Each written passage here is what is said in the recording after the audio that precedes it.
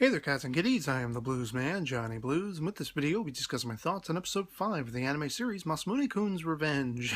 And damn if I wouldn't like to know who the hell this Neko chick is. Who she is, as far as her relationship with Makabe, he doesn't seem to have even the remotest inkling who she could possibly be. Of course, she is now transferred into his school under the guise she's told everyone that it's all for the purposes of being near him, and she relates this apparently entirely fictitious story while he was still a chubby, off somewhere on his own.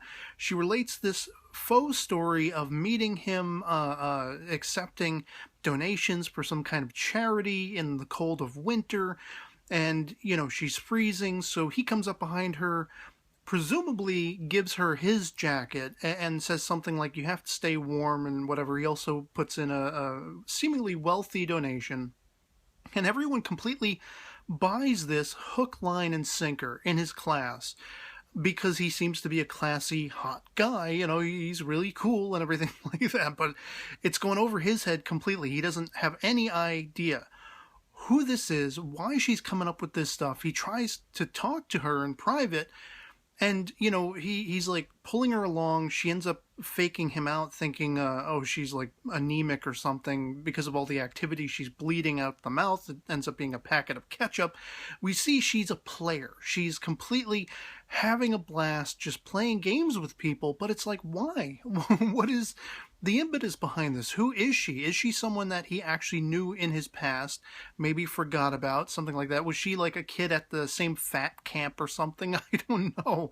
Or perhaps, she's the daughter because she is so seemingly religious, if there's any truth to that, and she has some sort of ties where she'll be the successor of her father and whatever. I don't know whether that's a family business or the church or whatever. She's supposed to become a nun.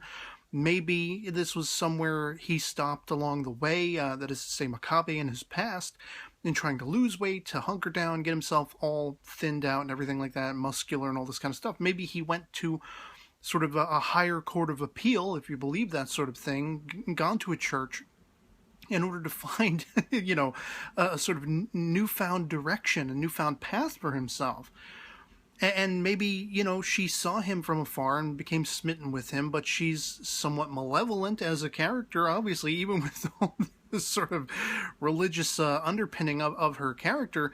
She's obviously like a sadist. She kind of reminds me of the character Raphael from Gabrielle Dropout, in that here she is, she's supposed to be this warm-hearted, very devoutly religious girl, and she's very pretty, and she's very soft, but she's really got this sadist quality where she likes messing with people. But the question is, why? We find out nothing to help us in the grand scheme of things in this episode as to who she could be, why she could be doing this. Only are there, sort of fleeting references to, well, this is going to be a fun game to play, When she does finally get it out of Makabe who he likes, because he's kind of turning her down in as friendly a fashion as he can, stupidly he admits to her when asked by her, who is it you like?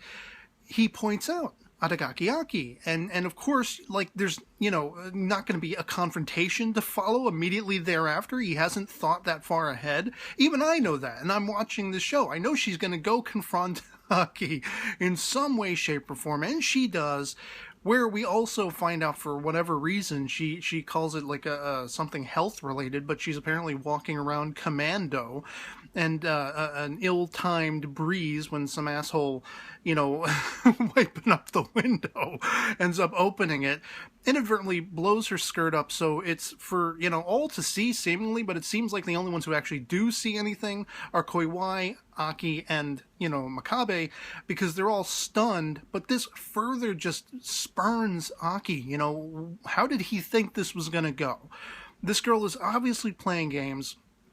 She just faked you out, making you think she was bleeding out the mouth because of anemia or something, I don't know what, but then you find the ketchup packet and it doesn't start to dawn on you there's more to this girl in a malevolent sense than meets the eye.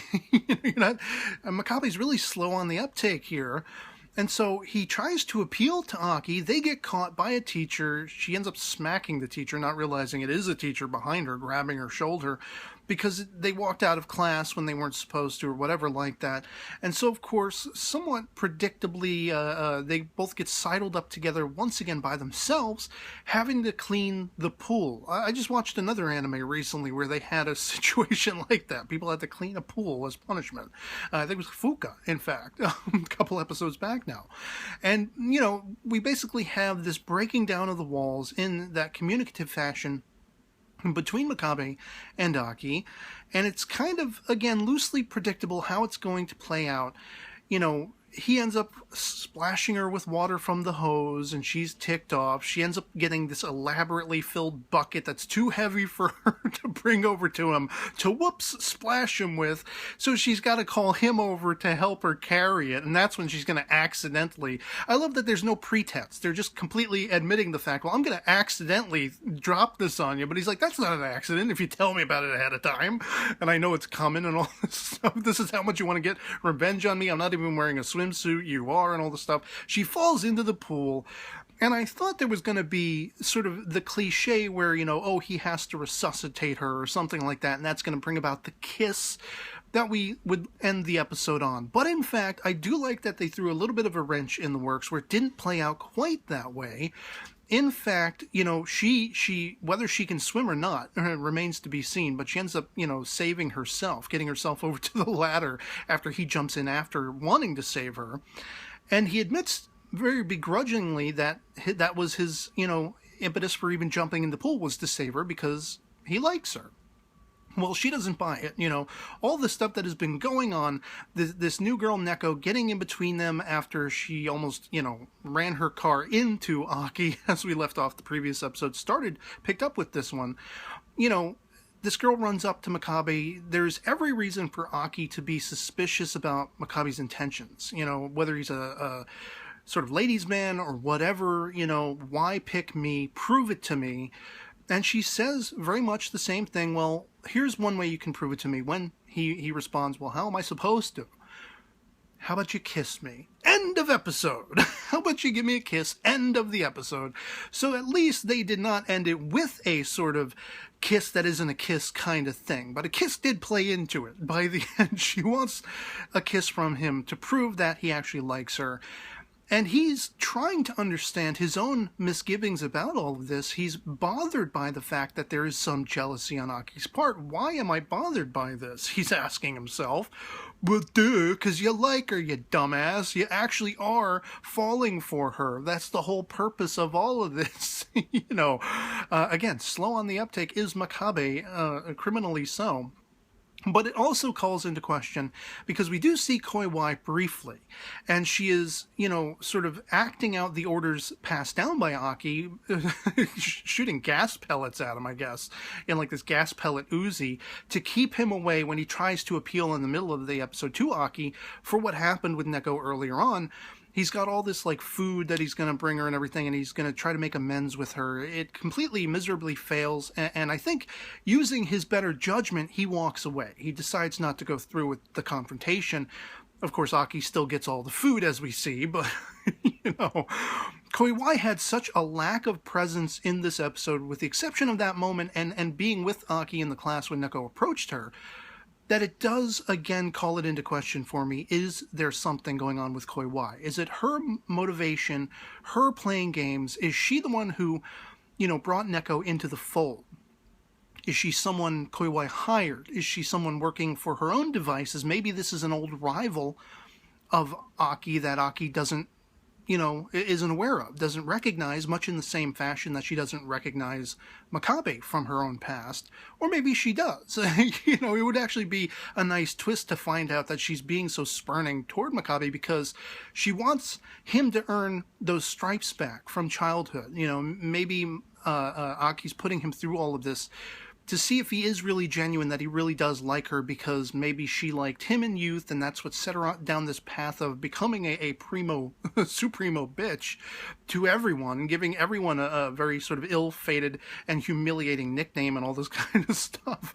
I don't know. I'm not sure how this is all going to play out. And the fact that we spent so much more time with Neko, you know, understanding who she is, that she's coming in, this is actually a game she is going to be playing, but then without any revelation as to who she actually is in the grand scheme. Whether or not she knew either one of these characters, Makabe or Aki, in the past, why she's coming in, why she's so tantamount to you know, finding it salacious to mess with them, all this kind of stuff. It is all still up in the air. And then, as I say, we end with the cliffhanger. Rather than having a sort of pseudo-kiss that isn't a real kiss, you know, where basically Makabe's trying to resuscitate Aki after almost drowning and all this stuff, we do still have the kisses in the framework. You know, you're going to kiss me, and that's how you're going to prove to me, and I guess we'll see what happens as the next episode is oncoming in a week's time. And I'm actually highly curious. I like that there are so many aspects of the story that are cliche and are somewhat predictable, but then right now, you know, there are a few little things here and there where it's like it's keeping that mystery up as far as who is Neko. It's keeping me on the edge of my seat as far as, well, a kiss was, you know, something that played into the final factor of this episode, but not quite how I thought it would. And how is it going to play out because it was different, you know, all that kind of stuff. And so, yeah, I'd love to hear from you guys in the comments below. If you've seen episode 5 of, you know, what is proving to be a pleasant surprise to me, Masamune-kun's Revenge, that they can throw wrenches into the works and play with my expectations in any case. But yeah, you know, love it or hate it, anything goes in the comments below. Just love having that conversation. Otherwise, that'll be pretty much it for me on this. Hope this video finds you well, and I'll catch you all later. Peace.